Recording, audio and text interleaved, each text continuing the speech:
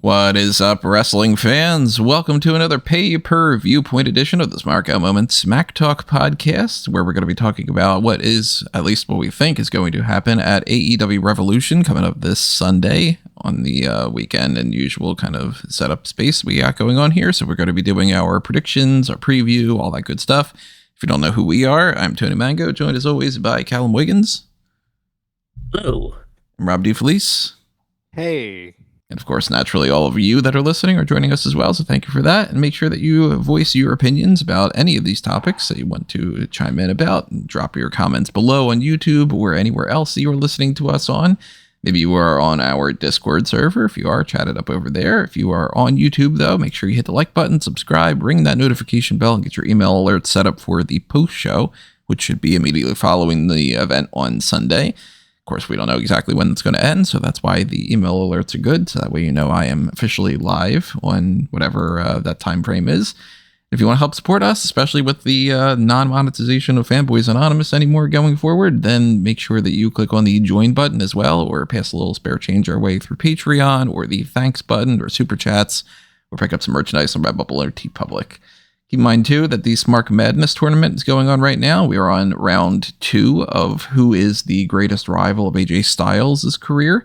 So if you want to chime in with your thoughts on that and vote on that tournament, you are in round 2 already. So a couple of people eliminated, like, the Dean Ambroses and some people like Abyss and such moving forward. So do that. And next Tuesday, I'll be switching it around again to round 3, and we'll kind of roll along there with our version of March Madness. So we have 10 matches that are currently on the Revolution card. Some of them are a little TBD or TBA or question marks, whatever it might be. And of course, there more than likely will be at least 1 or 2 more matches added, because I don't remember the last time that an AEW event didn't have at least 12, if not 13 or 14 matches. And only one is currently announced as being part of the 0 hour. It's 0 hour pre-show, not an Saturday Tailgate Brawl, partially because it's not on Saturday, and they could have just called it a Sunday one too, but the pre-show match that's announced for right now could actually just fill in the blanks for all of it, though, because it's a 21-man Blackjack Battle Royal, which is funny. The Blackjack Battle Royal and all, like, that they definitely don't like that casino gimmick as much as they used to, but they definitely like the casino terms. So, Casino Battle Royale, not as much of a thing. Blackjack Battle Royale, okay, we're going in that direction. But Ricochet is in the match, and he's the only one that we know. And he is in the match because it is for the AEW National Championship, which I would think implies that there's going to be some people that are outside of AEW to be a part of this, but since they haven't announced anybody, is anybody's game. But I think no matter who is in it, I think Ricochet most likely retains.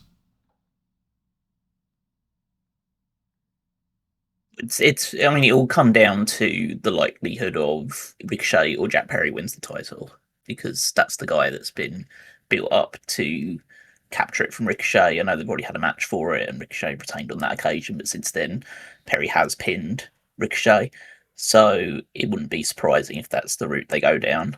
I think if considering it is a casino battle royal, the likelihood is that Ricochet will get the Joker card and will get to be the last man to enter. But yeah, I think it comes down to Ricochet retaining, or Jack Perry wins the title from Ricochet on this occasion, and they can feud a little bit more for it. But yeah, unless they decide to do something completely shocking, it's one of those two that will win. There's no money on this, so I'm going to say, no matter what, I think the title changes hands. And I'd like to see a returning Jay White with the title. Because I was thinking, as I was getting ready for this podcast, where the fuck is Jay White? I'd like to see some Jay White on this card. Isn't he still most likely injured?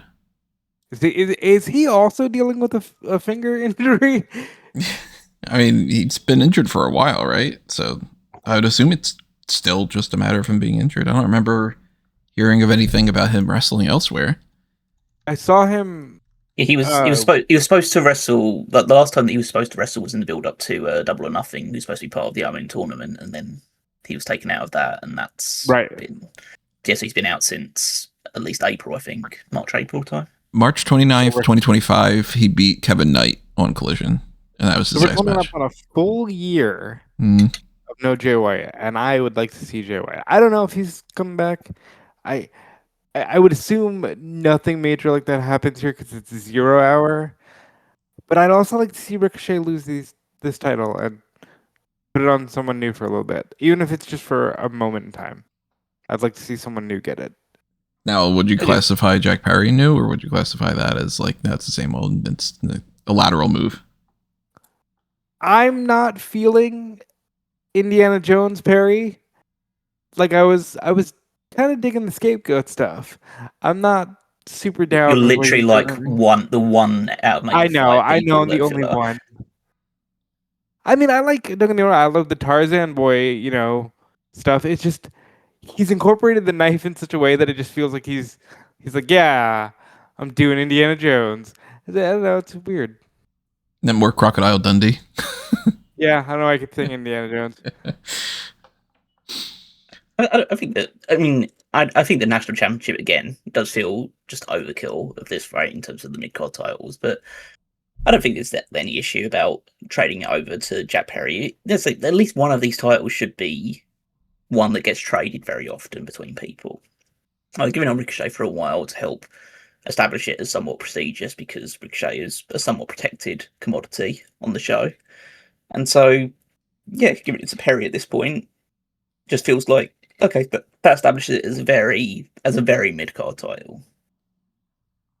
Like them and the TNT one seem to be on like level pegging in terms of like this is definitively mid card before you move up to the Continental and International, which seems to be more of the like just upper below mid card main event level. Yeah, the upper mid card level.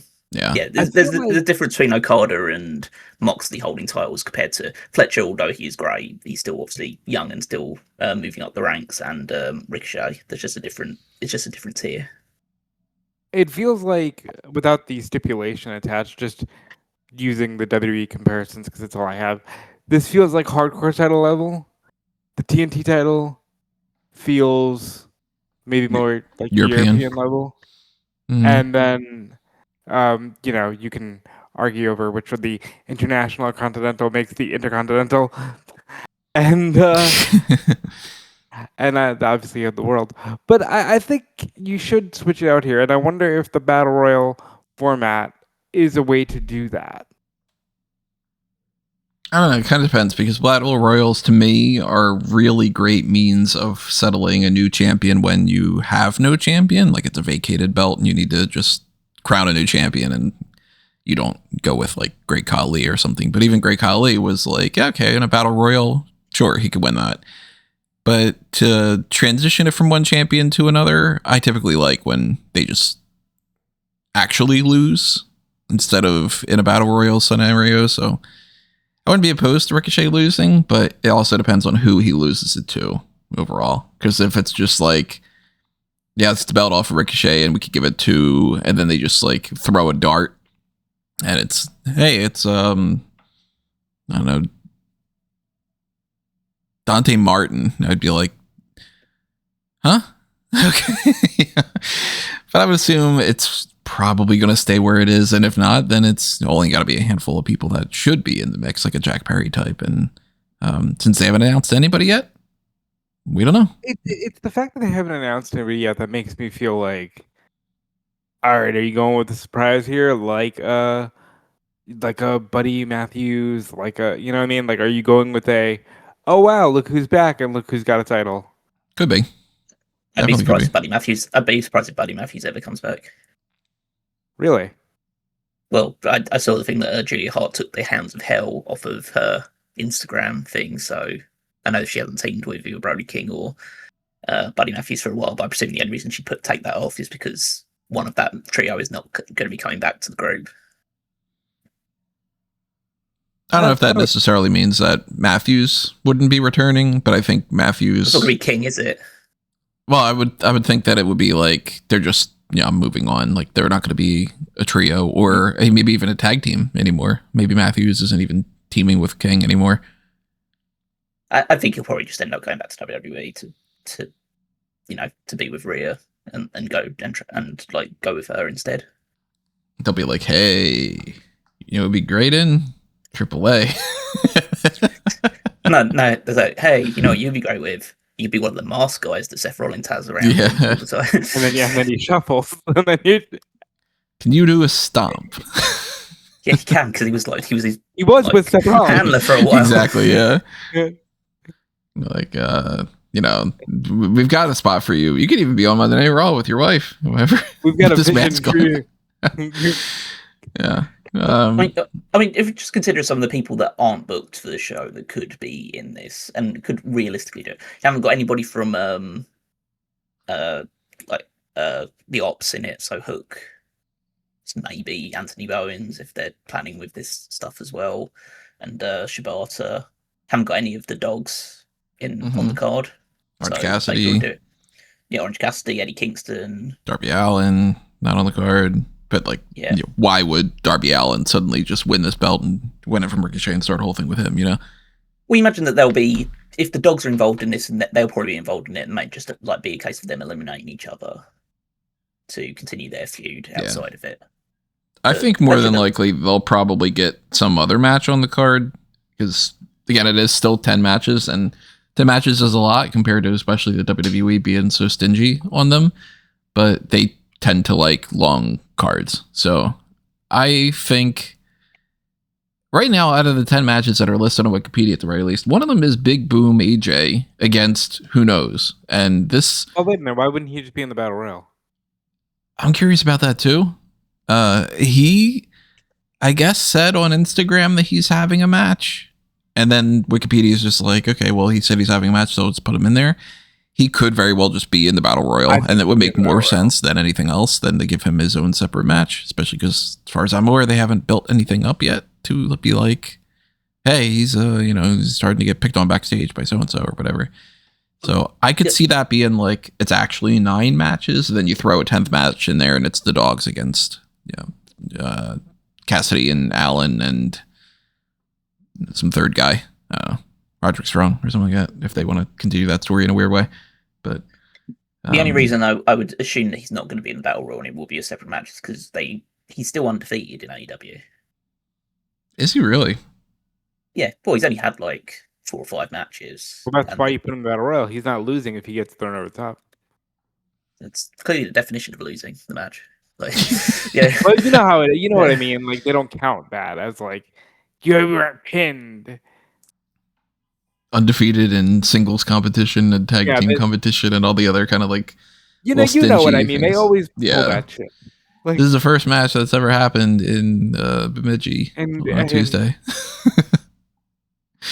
Yeah. So I mean, maybe he gets thrown in there, maybe he doesn't, maybe he gets something else. If he does get with some other kind of person, then that person of course gets taken out of the Battle Royal too. But since we got 21 spots to fill, and one of them is filled with Ricochet, 20 other people are completely up in the air, and I don't know how necessarily it could be like his opponent if it's a singles match. I think you can't just do like I don't know what's his name, that guy. Yeah, the one with the hair. Wait, you gotta give us some word. Cody's friend. QT Marshall. Okay. He's been away for a while, so just forget about him because like he doesn't really appear that much. But they can't just go back to the well with him again.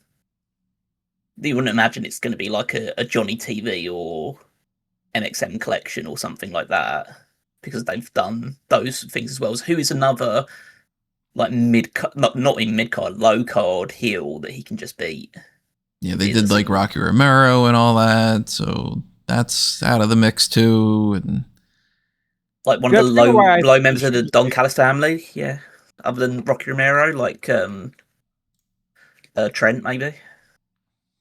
And they did the Trent stuff too, so yeah, like unless they set something up, I would assume unless they set something up on Dynamite itself, that maybe he's either not having a match and the plans fell through, or maybe he is just in the Battle Royal and it's just like, yeah, I'm having a match on there. Yeah, you're in the Battle Royal.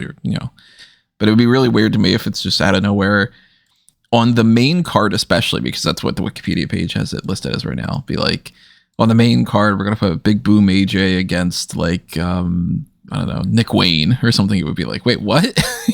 What the fuck is happening there? Suddenly he's fighting a returning Wardlow or whatever. I don't know.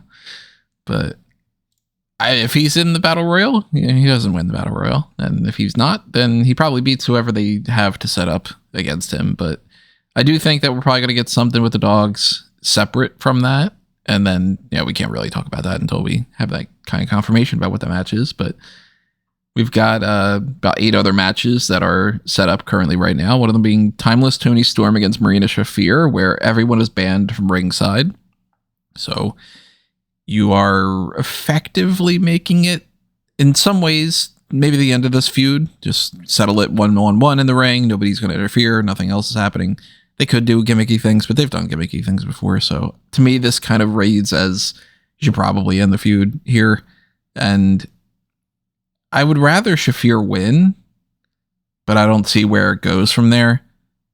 Then again, if Storm wins, I don't know where she goes either. So I'm a little 50-50 on it, but I'm assuming that Storm probably wins.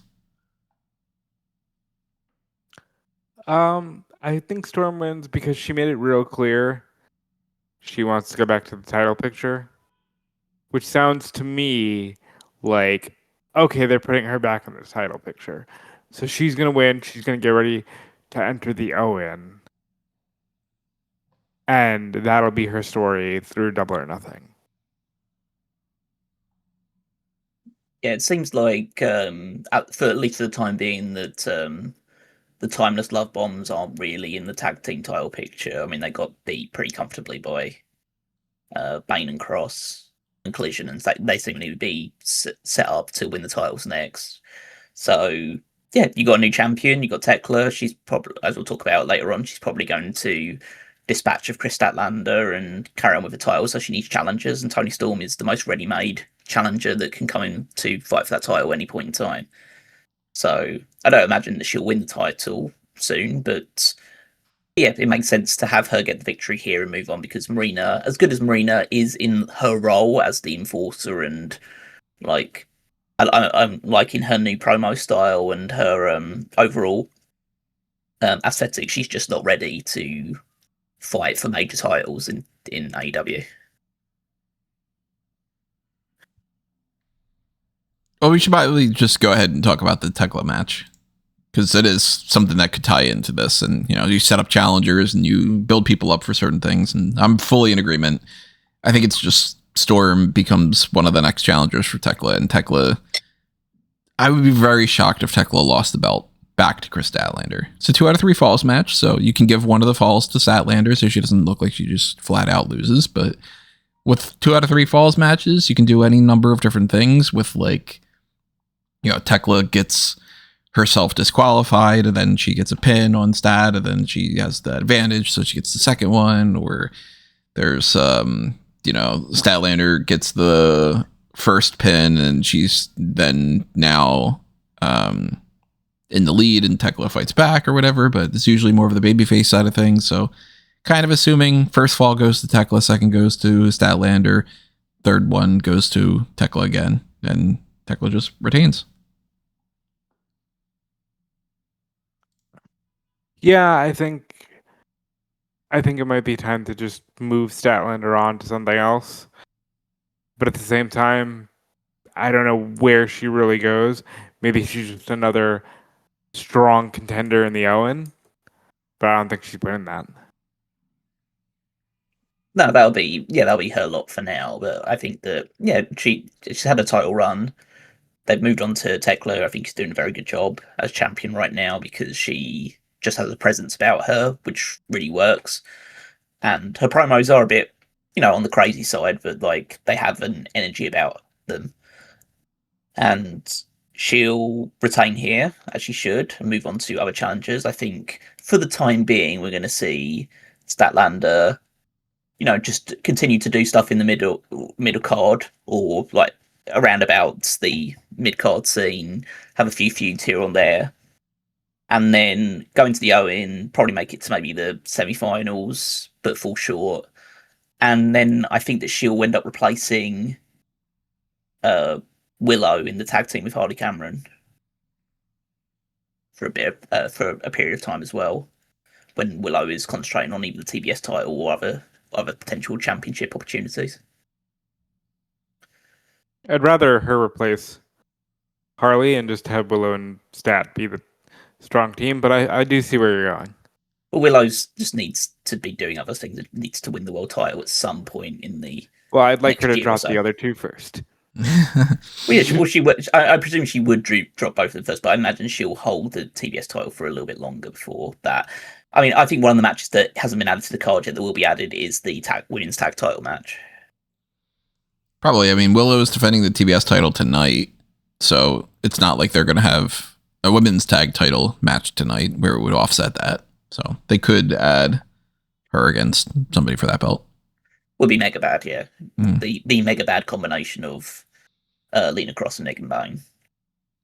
So yeah, I think that'll probably be the route they go down. So, and then you have Thekla be the world champion, defend it next time up against either Toni Storm or someone else along the lines.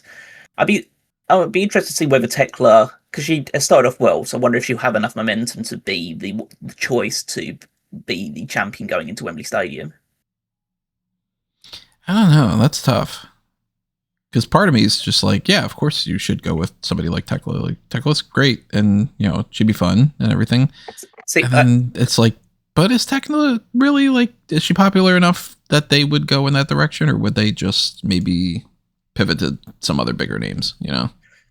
See, like if I'm predicting right now, and again, this is just like a long term thing, but if I'm predicting right now, I'd say that it's like Willow wins it at Double or Nothing after dropping the TBS title in the meantime, and then it's her versus Mercedes at Wembley Stadium for the world title. So I like that. a lot of moving parts for that to. I mean, come to Mercedes. fruition, We haven't talked about it, but Mercedes is slowly but surely dropping belts. She lost to Persephone in CMLL, and she dropped the Italian belt she was holding. Yeah, so she's down to 7 titles now. Or 6 or 7, I think. It's one of them. I imagine she'll drop them all long enough to come back to defend the Owen. Well, none of them are like super significant titles anymore, I don't think. Like, because one of the belts is the Owen title. And the rest of them, I think, because she no longer holds CMLL world title, she's not holding any titles in Ring of Honor, she's not holding an AEW title, she's not holding a Rev Pro title. So all of them, I think, are more independent titles. So yeah, it wouldn't surprise me that if it doesn't really matter at this point because none of the titles are significant enough to really merit a lot of airtime. To now, you could probably get to the point, or at least by April or May's time, you can tell the story that she's like no longer X number of belts Monet, and she's now just fully focused on winning the world title. I mean, she's been gone for a little while now, so that's going to act like a refresh one way or another. And then if they come back with her being just like, well, I've got 3 belts or something, then it'll be a little bit weird to be 3 belts Monet or, whatever. Well, there's a big story in it because like she lost the TBS title to Willow, so if you can circle back to then fighting for the world title at Wembley Stadium, then it's kind of there's an inbuilt story there already. So yeah, that's a lot of point in the future. Now, right now, it's about Thekla, and if she does continue to do well and she does get more over and build up a strong reputation, has good matches, defending the title, then there's no reason whatsoever that she shouldn't be defending the title at Wembley Stadium as well. It's just a case of they'll want to put the biggest matches on that card, and Mercedes will definitely need to have a match then, and you'd assume it'd be for the world title rather than bring her back into the TBS title picture. So, I mean, obviously we got to wait and see if they do add any other matches in there. That could be the women's tag titles or, any of those kind of things could influence one thing or another. I mean, for all we know, Willow loses the TBS title tonight, but I don't think that's going to happen necessarily. 2 non-title matches that are happening on here. Andrade El Ídolo against Bandido and Brody King against Swerve Strickland. Those came about pretty easily. Brody King's like, I want a match with Swerve Strickland, and Bandido's like, yeah, I want a match too. And then Andrade came out and was like, how about me? And then they're like, all right, there's 2 matches. And Brody King and Swerve are in a feud over who is the most dangerous man in AEW. And this is just a regular standard singles match instead of some kind of gimmick. But I think that allows room to grow in the future and to do some kind of gimmicky thing on an episode of Dynamite or whatever. But I'm leaning more towards Andrade beats Bandido and Swerve probably beats Brody. I'm going to say I agree with you. Maybe we pivot that to Andrade getting an ROH title shot. I almost kind of want to see now more than ever the ROH stuff just be its own thing, since they're starting to do their own separate tapings again and all that. But I can see them doing that, and then you get a Super Card of Honor match out of it or something, if they're doing that around the normal Mania time. I don't think last year it was, but Brody will probably lose. I can see this eventually getting to like a chain match or a dog collar match because they both kind of rock with chains. So I can see that eventually happening, but I think Swerve has to win here because he's the newly established heel. Mm-hmm. Yeah, I think that I think Andrade will beat Bandido. I think that they built him up really strong. He looks like it's like he's at a level that he hasn't been at for a while in terms of like his in-ring performances. He's getting over with this new gimmick of this ladies' man style thing with the plants at ringside.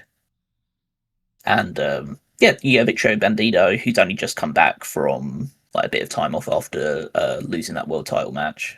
And they'll have a great match, probably a high potential to be match of the night. And yeah, I think that you could build up a Ring of Honor world title match off the back of that. I don't know whether necessarily you'd have Bandido drop the title in that instance, but I think you at least get Andrade the victory here. King vs Strickland, I think is less easy to predict. Even if they have turned Swerve heel, he's still very well established, and you don't really need to build him too much. I think Brody is actually the one you almost need to build a little bit more, because yes, he did pin MJF thanks to a distraction from Hangman Page a little while ago, but he isn't at the upper echelon that Swerve is. So I can almost see this being some kind of no contest.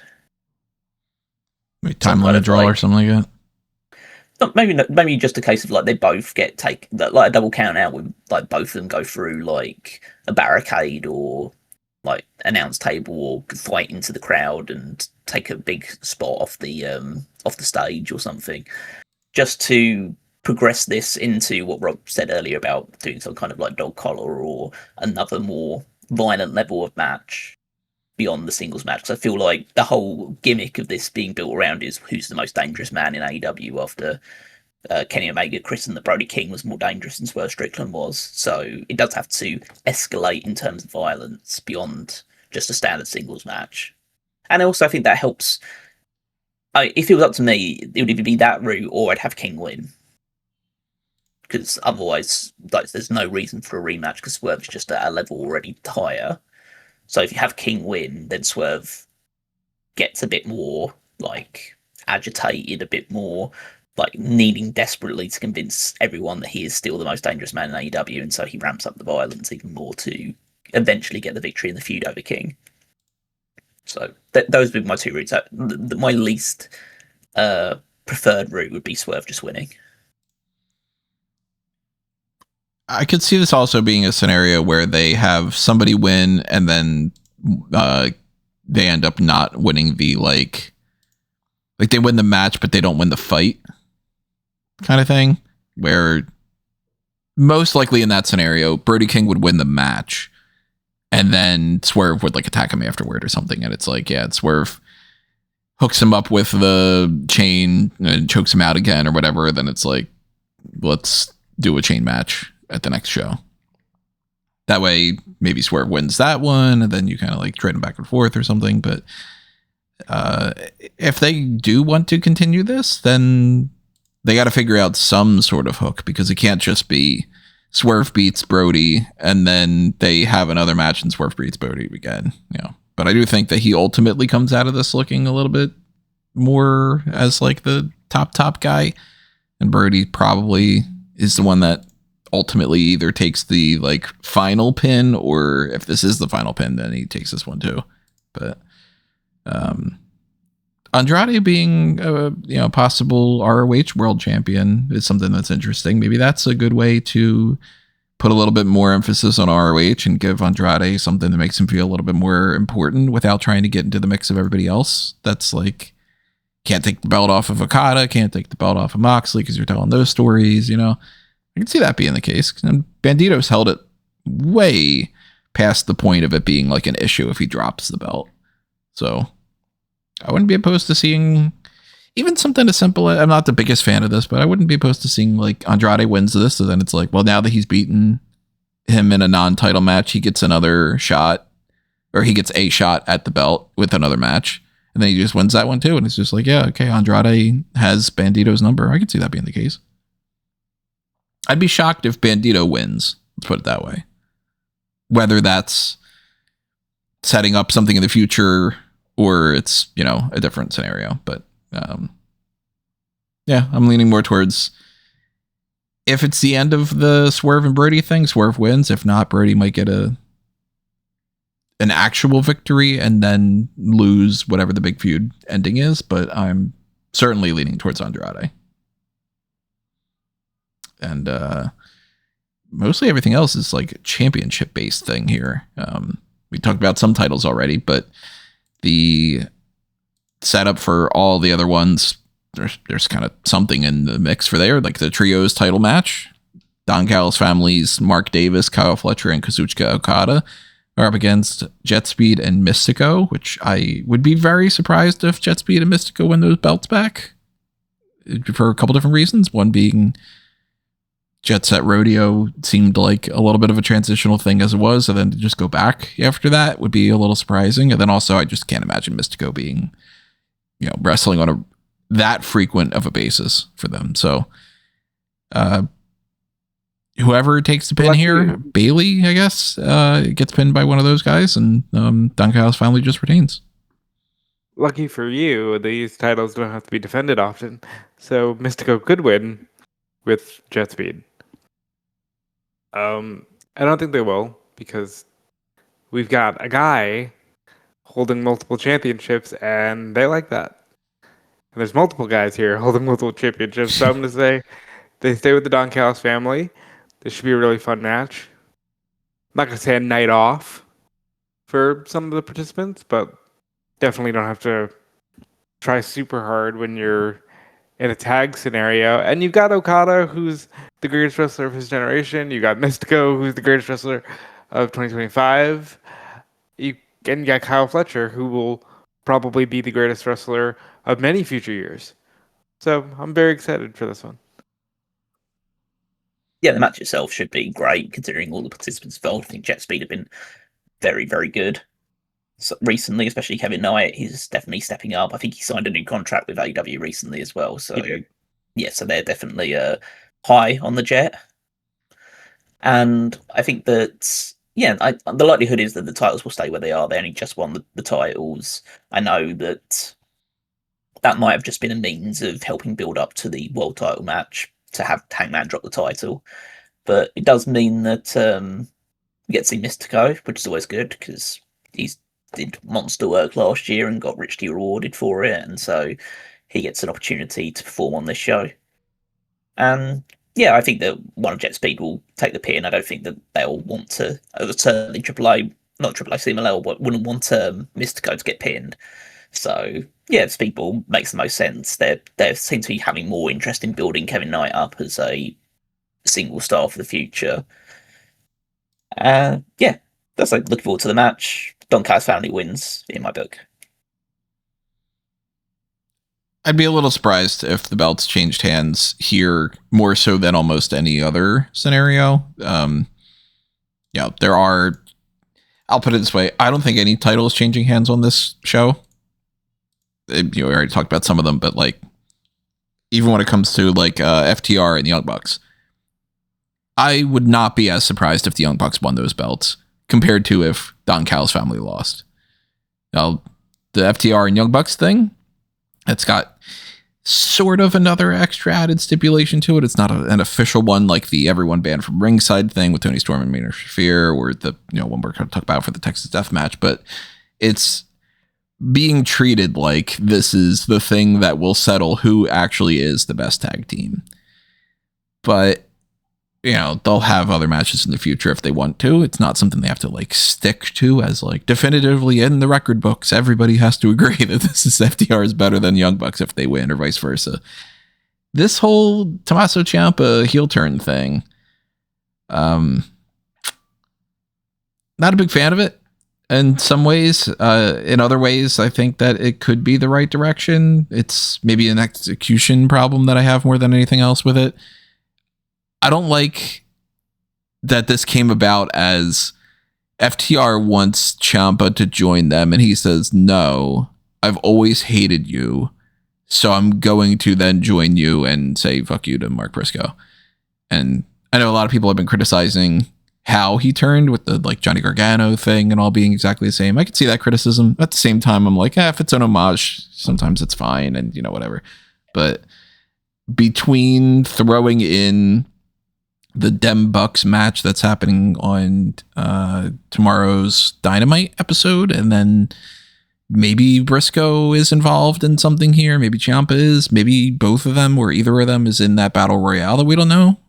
I don't know how that's all going to factor in, but I'm leaning more towards FTR retaining over the Young Bucks. I'm kind of thinking no, because the Bucks had their parents beaten up. It kind of seems like we need a happy ending of Bucks winning the titles. Genuine question, probably for Callum: have the Bucks ever held the titles as babyfaces, like as this version of the? Yeah, they did when they defeated FTR for the first time to win the titles. And I mean, that was 6 years ago. Yeah, I think we can run back a babyface Young Bucks title reign. I'm not sold on it. They did turn heel during that title reign. You see what I mean? You see? We need a babyface Bucks full title reign. I'm not sold on it. I want to see the match. I think this is like those weird people who complained when they would pair Peak Usos with Peak New Day. Oh no, they're the best two tag teams we've got are wrestling again. Oh no. I mean, it's going to be fucking great, and I want to see it. So I'll tentatively say Bucks win. Unrelated, but obligatory. Where the fuck are Edge and Christian? And yeah, let's have a good time with this one.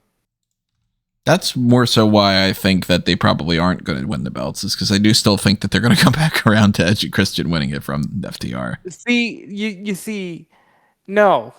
Because first of all, does anyone give a fuck? People barely gave a fuck a year ago. They've been gone for the better part of a year. But even at that, I mean, I think there's probably people at this point who'd be more interested in, if Edge and Christian are going to wrestle a tag team, make it the Bucks.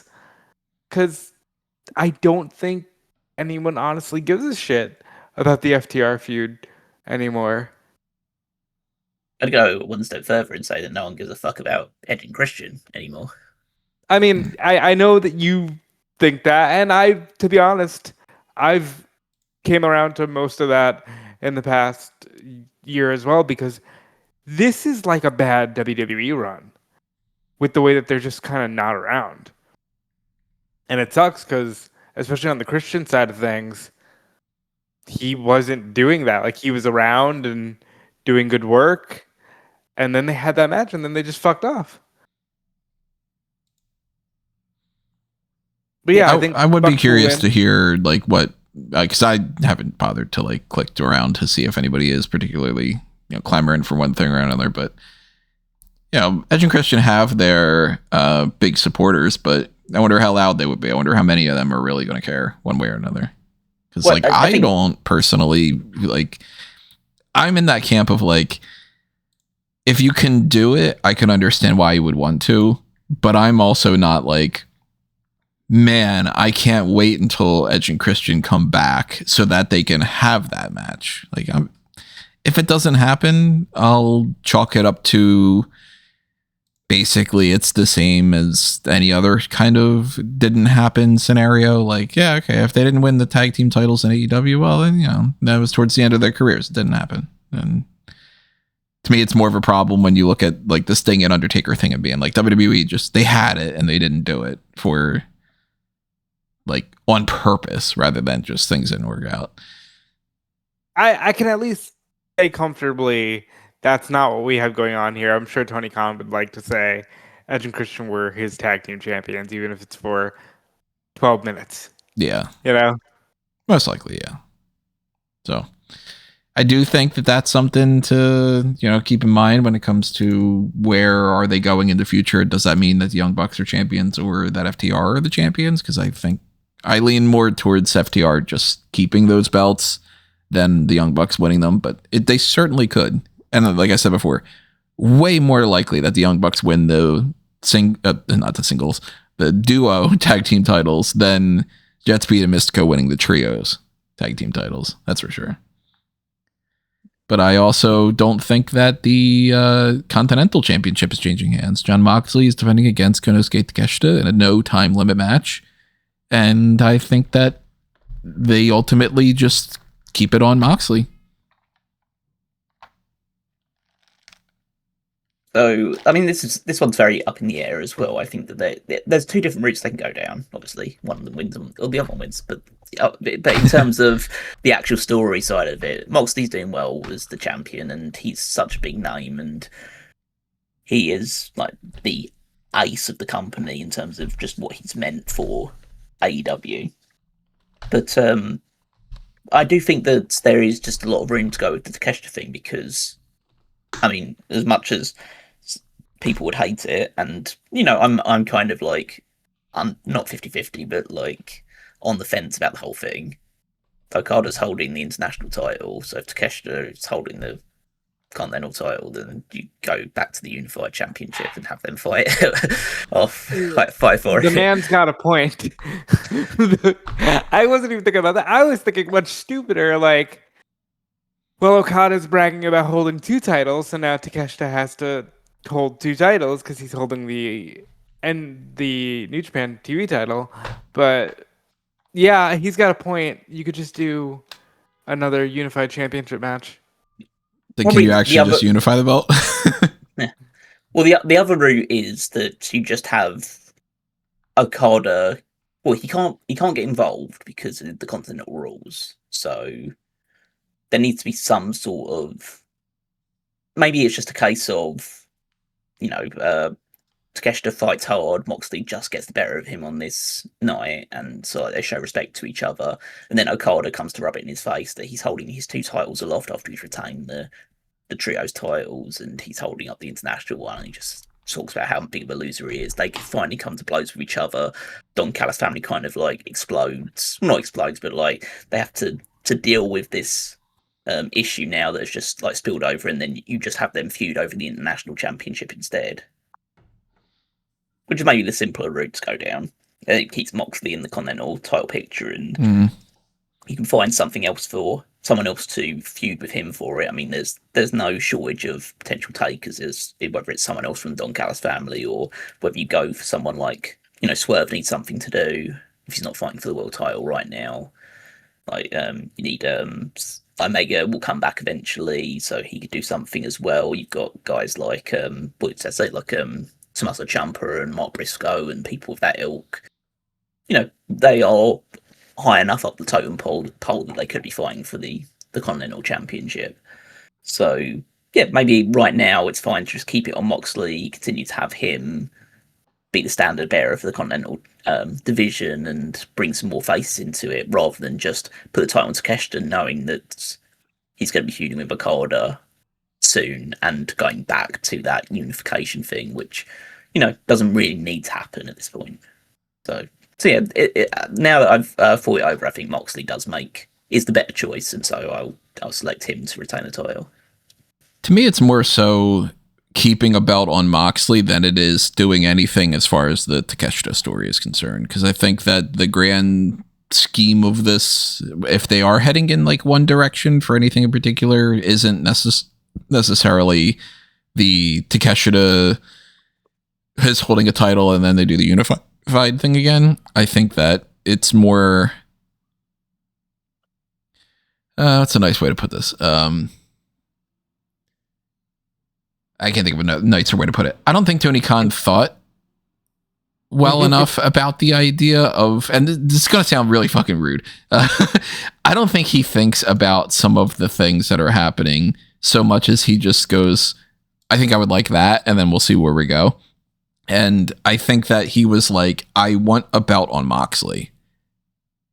More so than if I put the belt on Moxley, I can have a lot of matches that can lead to Takeshita winning that belt, and then that belt can be the thing that we merge back together with the unified thing. I think it's more so just like Moxley as Continental champion. Cool, he could do that, and then we could have some fun, and that keeps him in the focal point, but he's not the world champion.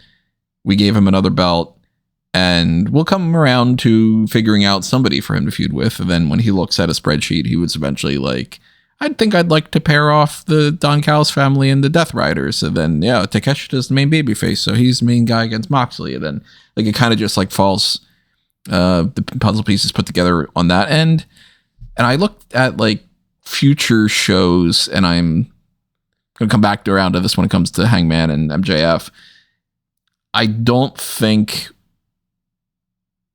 Moxley as champion is going to be tossed aside in favor of Takeshita having another belt into there, more so than Moxley's got something to do for sure at Double or Nothing and all that. I could be wrong, because he loves doing double champions, triple champions, whatever it might be.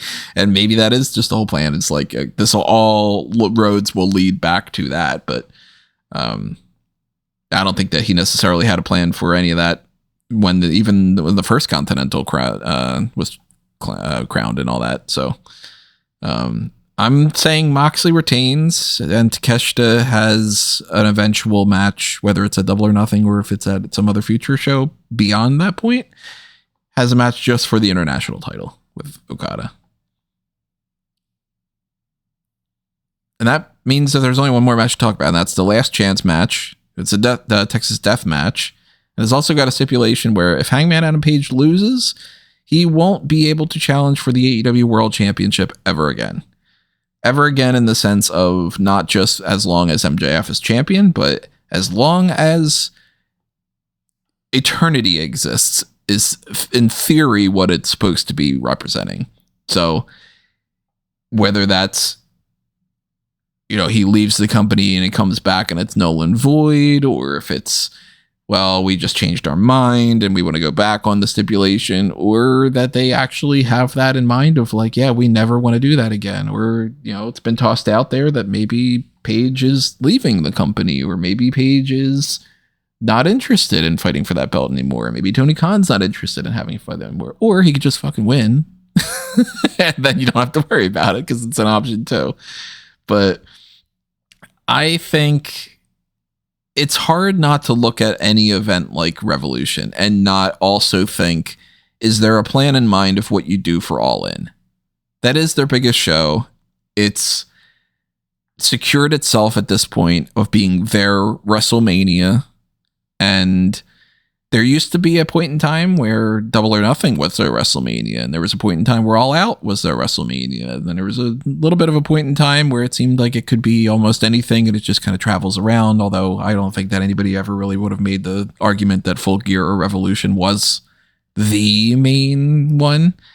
And, Forbidden Door is its own gimmicky show, and so on and so forth. But building up to a WrestleMania type All-In show, is it MJF defending against Will Ospreay? Is it Adam Page defending against Will Ospreay? Is Ospreay against somebody else? because I do think it's probably Ospreay in that scenario. And I don't know. I don't like the idea of this stipulation. And we're still in that waiting period where we were talking about this of like, we have to see where they go, because if Paige wins, then you don't have to worry about it. And if Paige loses, and then how they respond to that is going to be, whether that's a good idea, bad idea, or something in between. I don't want Paige to not be in the world title situation ever again. I want the flexibility of them being able to not have to undo that as well. Like, anything can happen in pro wrestling, and anything can be undone. And there are, countless examples of people that are like, Seth Rollins comes back after being the biggest heel, and of course he's immediately babyface. Why? Because he attacks the people that had been a part of his group before, or at least by proxy. Just because he came back. He came back, so he's babyface. It doesn't matter if he suddenly now is like shaking hands with the Usos and LA Knight. You just write it off as like, they probably had a backstage conversation or whatever. Plenty of examples of stupid things like that. And they could very well be setting up a scenario where it's just like, if we decide that we don't want the stipulation anymore, we just don't fucking do it. And we tell you, shut up, we're changing the story, just go with it. And eventually people will shut the fuck up about it. Or no, first of all, hold on. What wrestling fan do you know that's ever shut the fuck up about anything? It's a matter of, do they want you to, or do you actually do it? Because there are countless examples of, we want you to just shut the fuck up about it, and fans not. And then there's, funny enough, a lot of instances of, hey, you probably should just shut the fuck up about this. And it's like, oh my God, leave it alone, I think I'm hoping we'll have an answer for this by the time we get to the hot tags. There will be a media call on Thursday, probably, as there normally is, and I'm hoping somebody just goes, "Hey, Tony, so like, are you going to hold this Hangman stipulation?" And if he says something to the effect of, "Well, it's not legally binding, it's just his word," you have your answer. Like, I'm hoping by Friday we know what we're at here. But gun to my head, I think the move as it stands, if I'm to believe this is a set in stone stipulation, Hangman should win. Hangman should win because he doesn't lose Texas death matches, and now you don't have to worry. Which one did he lose? Swerve Strickland. Oh, Swerve. Oh, you know what? I stand corrected. Thank you, Callum. And for the most part, he typically wins against the big heel, except for Swerve, who he kind of had an on-again, off-again thing with. They've got away from each other for now, but I'm sure that's in the background. There's a lot to just putting Hangman over, and I think the only thing stopping it in our minds is the idea that Max just won the title. But then you think he maybe didn't. You know what I mean? Like, it's been a while now. What's it been, 3 months already? I mean, it's not that's not actually the biggest thing that's like stopping me from saying that Hangman should win. It's more the case of Hangman beat MJF twice last year in singles matches. I just don't think they'd have him defeat MJF 3 times in a row. Admittedly, like, with a lot of space in between those matches, but I think they need to give MJF a definitive win over Page. It could be one of those things, though. Like, we've seen it before in wrestling history. Look at... I don't think Undertaker ever beat Shawn Michaels until they finally got around to that Mania match. Shawn just kept, getting the better of Taker, weaseling out. They built the whole WrestleMania story out of Rock saying, "God damn, I've done everything but beat Steve Austin at WrestleMania." Very convoluted because he's beaten him in other places, but sometimes you just need a guy who has your number. That goes back to the previous thing we were talking about, where it's like this is the first match that's ever happened in the whatever. It's like, I haven't beaten you at WrestleMania. Maybe it's a case of Hangman just has Maxwell's number. Alternatively, Max is just going to keep it until Wembley, maybe, and then what's Hangman do? I understand that there's a Continental belt, an international belt, and a national, but I don't think it's wise to take a guy who's the face of your company out of the world title picture. It worked out brilliantly for Cody, but at the time, before the meeting with the WWE and all that, Cody genuinely was like, I don't know. I took myself out of the picture because I'm just a booker now. My dream died years ago. Like, this is how he was actually talking in media calls, not even like in TV interviews. Maybe this is a case of Hangman's just like, all right, I won it twice. I don't think you're gonna get a better moment than the two I've got, so I'm good. That being said, gun to my head, I'm gonna go Hangman wins because it's just easier to do. This is tough. I mean, I firmly think that MJF is going to win the match, and the stipulation will hold for at least a good period of time. I'm not so hung up about the idea of it being reneged on at some point. I still think that it's a totally fine and legitimate story to have it be Hangman's word against it, and Hangman turns heel, breaking his vow at some point in a few years' time. I think that's a totally fine approach to take in terms of storytelling. And so yeah, I think that he will decide to, he's a man of his word, he's a man of honor at this point in time, and so it's going to sting for a while where he can't participate in the Owen, or he can't do anything else surrounding the title, but he busies himself with other pursuits like the other championships that are available, because there are a lot of guys that are waiting in line for an opportunity to rise up into the world title picture, and there's Hangman can add a lot of gravitas to other title matches, whether it is for the Continental, International, even the TNT title, maybe even he wins the national title at some point. He's got plenty of things that he can do. He can tell other stories in the meantime as well, because that's the sort of guy that Hangman is. I think we get super hung up on the Cody thing, but that's mainly because when Cody made that decision, AEW had barely existed, and so we'd have never had the chance of seeing Cody as world champion, and he never decided to be the top guy in the promotion from what seemingly is his own choice. I assume it wasn't Tony Khan's suggestion that he should. He went along with it, but I assume it wasn't his suggestion that, oh yeah, I don't want one of my biggest stars to ever fight for the world title unless he decides that that's the route that he wants to take. So now, whether this is Hangman's choice, whether they decide that this is the route that we're going to take with you, because everything in AEW, to one extent or another, has revolved around Hangman Page since its inception. And so this is just maybe another chapter or another direction in that story. So yeah, I think that Hangman is going to lose, and he'll uphold the stipulation for a while until deciding to... Well, either he decides to renege on it because of the whole... it's his choice and he just becomes so desperate eventually, or he's just so tired of being out of the picture that he just decides, I'm just going to not be the man that I've said I was, prove that I'm weak and weak-willed or anything along those lines, and so I have to renege on it and become champion again. I must be champion again. Or he just won't hold it anymore and he'll be in the not mid-card, but upper mid-card picture and doing other things while some new faces get to be in the main event scene. I don't think it's as an extreme and negative as some people are making it out. It's obviously not the best thing to have a top guy move out of the world title scene, but I think as long as you have people that are ready to step up into that role, then it's not as bad.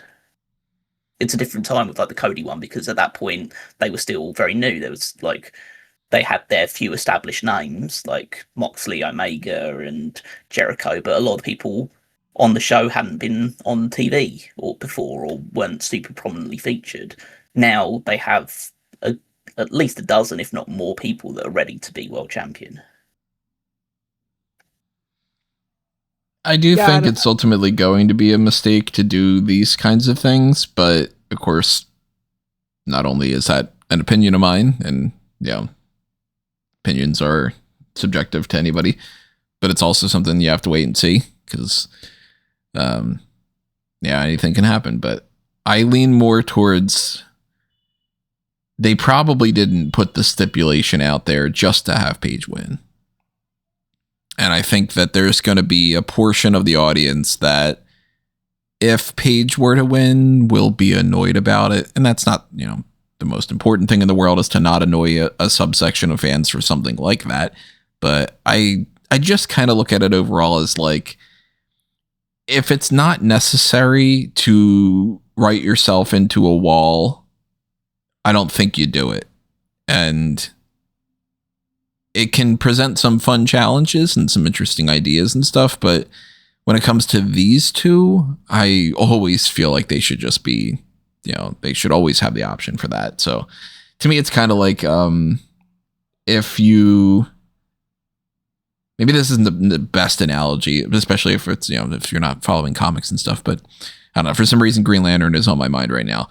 For anybody who's checked out the trailer for the TV show that's coming up, you've got old man Hal Jordan training Jon Stewart as a Green Lantern.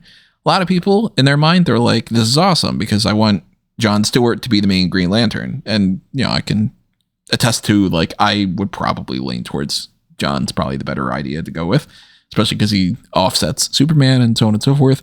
But I do understand why people are upset and going, okay, but now by making Hal Jordan the retired old man character, now you can't do any of those stories with Hal Jordan. You've effectively just ended it before it could even start.